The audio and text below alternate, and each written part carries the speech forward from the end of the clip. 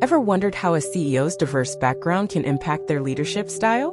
Well, in today's video, we're diving deep into Amazon CEO Andy Jassy's unique journey from sportscasting to investment banking and what it teaches us about career transformation.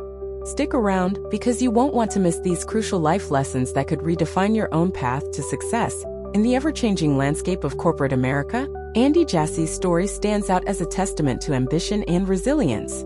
Reflecting on his unconventional career path spanning sportscasting, product management, and investment banking, he highlights a critical issue facing many of us today: the barriers to finding versatile career opportunities, particularly for those from marginalized backgrounds. While Jassy encourages us to seize opportunities and build trust, there's a glaring contrast in access to these risks between the elite, those who can explore their passions freely, and countless others who fight for stability in precarious jobs. This brings us to a pivotal question: what happens to those who can't afford to experiment? Interestingly, Jassy's emphasis on embracing failure as a learning experience raises eyebrows. He states, "Every important lesson I've ever had as a professional has been mistakes that I've made or been a part of." While this encouraging mantra sounds liberating for top-tier professionals, for many marginalized workers, the stakes of failure could lead to career-ending consequences. This stark contrast beckons us to question whether the corporate world truly champions an equitable playing field. As Jassy strives to lead Amazon like the world's largest startup, we must ask ourselves, does this philosophy empower all employees, regardless of where they started? Despite his notable achievements, the question remains whether the corporate ladder allows for true ownership, especially among those at the bottom. Historically, innovators like Jeff Bezos and now Jassy symbolize a pioneering spirit akin to industry titans such as Henry Ford, who revolutionized production. However, while Ford's assembly line brought labor into the spotlight, the capitalist framework often perpetuates cycles of worker exploitation and marginalization. Today, as Jassy urges teams to move fast and act like owners, it's crucial to examine if this mentality genuinely empowers those at lower tiers of the corporate hierarchy. Economist Ellen Coleman aptly notes, "Innovation without inclusion is systemic exclusion."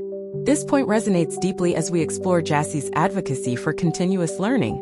He asserts if you work in an active, dynamic area, you should be learning all the time. Yet, for many marginalized employees, the reality is that access to growth opportunities is often limited. When we juxtapose Amazon's ambitious ideals with the real-world experiences of its workforce, a significant gap becomes apparent. As Jassy pushes to streamline processes and reduce red tape, we must critically assess whether these changes truly democratize growth within the company. As the influence of tech giants continues to dominate our world, the lessons from Jassy's journey are bound to ripple beyond Amazon's walls. Will corporate America adapt to embrace equitable pathways for all workers, or will the push for transformation only reinforce existing power structures? Through a liberal progressive lens, the answers to these pressing questions could pave the way for not just a more effective Amazon, but a fairer economic landscape for every individual, rather than just those fortunate enough to enjoy their privilege. While Jassy's career insights may inspire some to chase their passions, they also risk overshadowing the broader systemic injustices that millions face.